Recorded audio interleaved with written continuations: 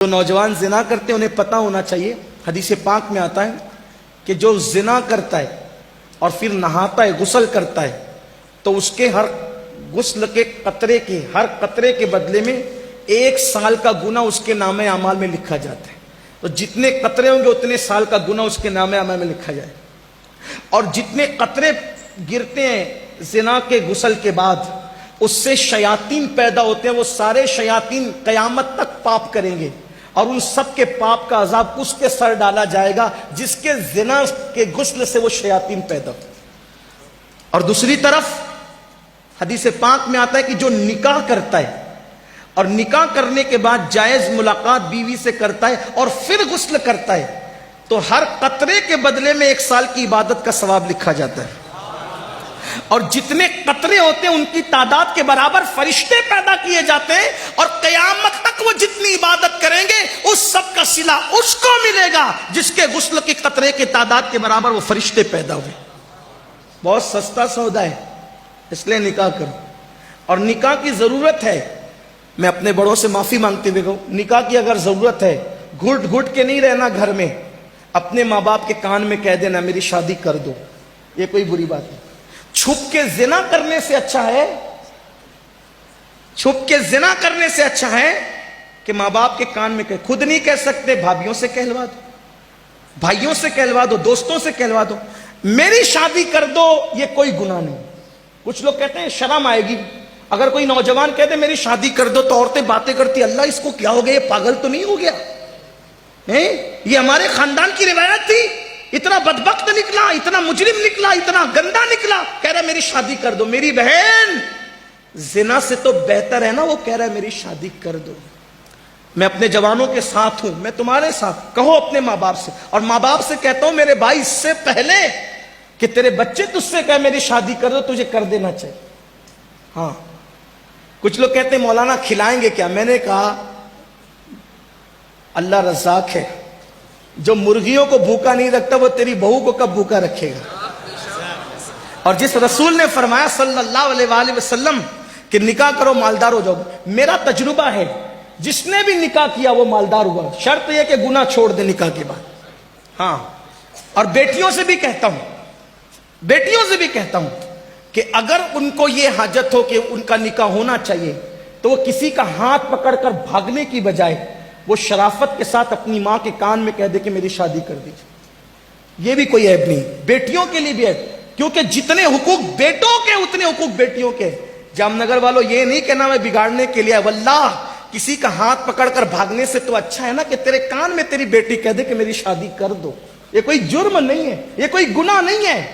اس لیے جہالت کی وادیوں سے نکلو، اسلام میں بہت وسعت ہے، جتنا فری اسلام انسان کو چھوڑتا ہے کوئی نہیں چھوڑتا، جتنا انجوائے اسلام کے پاس ہے، جتنا انجوائے اسلام کے پاس ہے کسی کے پاس نہیں ہے۔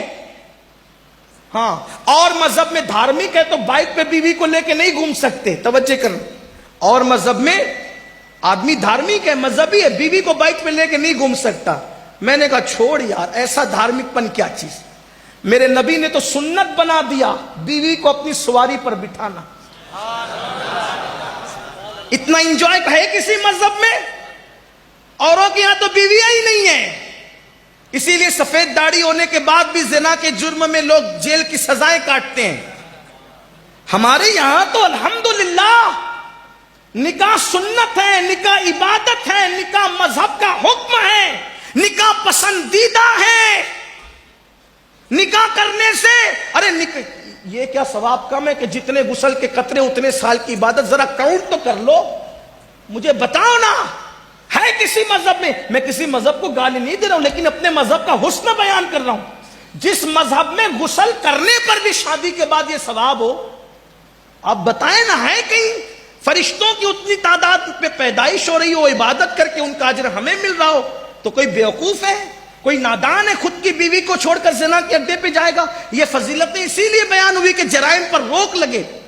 تو میں کیا عرض کر رہا تھا، اور جگہ یہ ہے کہ جو دھارمکتا یہ ہے، بیوی کو بائک پہ لے کے نہیں گھوم سکتے، لوگ کیا کہیں گے؟ میں نے کہا میرے نبی نے تو سنت بنا دیا، اپنی سواری پر اپنی ازواج پاک کو کیسے؟ ایک خوبصورت سا واقعہ یاد آیا. ہم حضور کی سیرت بھول گئے. بڑی معذرت کے ساتھ یہ بھی کہتا ہوں, ہیرو کرکٹر اس کی زندگیاں یاد کی, حضور کی سیرت ہی یاد نہیں کی. اور حضور کی سیرت ہم نے نہ کبھی پڑھی. اچھا جب کبھی یہ بیان کرو نا, لوگ کہتے ایسا ہے, ہم نے تو کبھی نہیں سنا. تو تو نے نہیں سنا تو اس کا مطلب کیا ہے ہی نہیں. آدمی جو چیز نہیں جانتا اس کا دشمن ہوتا ہے. نہیں سنا تو بھئی آپ کو سننا چاہیے تھا نا, نہیں پڑھا تو آپ کو پڑھنا چاہیے تھا. خیبر کے موقع پر حضور علیہ السلام کی ایک پیاری زوجہ حضرت سیدہ صفیہ کا نکاح ہوتا ہے. اور صفیہ پاک کا جب نکاح ہوتا ہے تو صحابہ کرام کے درمیان ایک اختلاف ہو جاتا ہے. کچھ لوگ کہتے ہیں کہ خیبر کے سردار کی بیٹی حضور کے پاس کنیز کی شکل میں لائی گئی ہے, تو کچھ کہتے ہیں حضور نے اس کو اپنی کنیز بنا لی, سردار کی بیٹی کو اپنی کنیز بنا لی. کچھ لوگ کہتے ہیں نہیں حضور نے نکاح کیا, کچھ کہتے ہیں کنیز بنائی. کچھ تو صحابہ میں سے کوئی کہتا ہے چھوڑو ابھی بحث نہ کرو, بات نہ کرو, ابھی دیکھیں گے.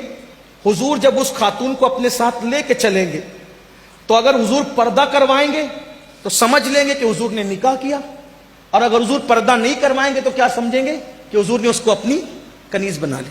حضور نے پردہ کروایا اور حضور نے حضرت صفیہ کو اپنی اونٹنی پر اپنے ساتھ بٹھایا.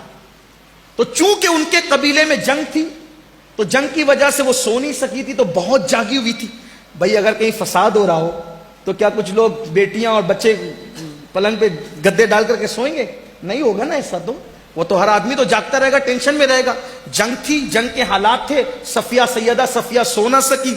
جب سو نہ سکی تو بہت جگی ہوئی تھی.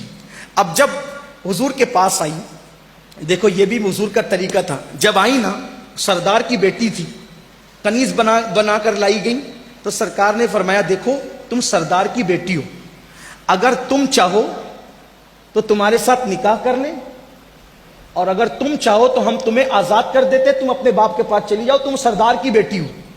لیکن میرے آقا ہے ہی ایسے تھے نا, جو دیکھ لیتا تھا دل و جان سے قربان ہو جاتا. ارے بن دیکھے جب یہ عالم ہے, دیدار کا عالم کیا. پوری دنیا آج ان کے عشق میں بے چین ہے. کہنے والے کہہ رہے ہیں اور مزے میں کہہ رہے ہیں, اور روح فدا کا فزد حرقا یک شولہ دیگر برزن عشقا, مورا تن من دھن سب پھونک دیا, یہ جان بھی پیارے جلا جانا. آخر لوگ ان کے عشق میں جلنے کی بات کر کیوں رہے, وہ ہے ہی ایسے. تو جب بغیر دیکھے یہ جان بھی پیارے جلا جانا ہے, بغیر دیکھے یہ عالم ہے, تو صفیہ نے پورا وجود ناز اپنی آنکھوں سے دیکھا. وہ قد زیبا جس کے بارے میں حضرت امیر خسرو کہتے ہیں پری پے کر نگارے, سر وہ قد لالا رخسارے, سراپا آفت دلبود شب جائے کے منبودم. اور میرے امام کہتے وہ کمال حسن حضور ہے کہ گمان نقص جہاں نہیں, یہی پھول خار سے دور ہے, یہی شمع ہے کہ دعا نہیں. کرے چارہ سازی زیارت کسی کی, بھرے زخم دل کے ملاحت کسی.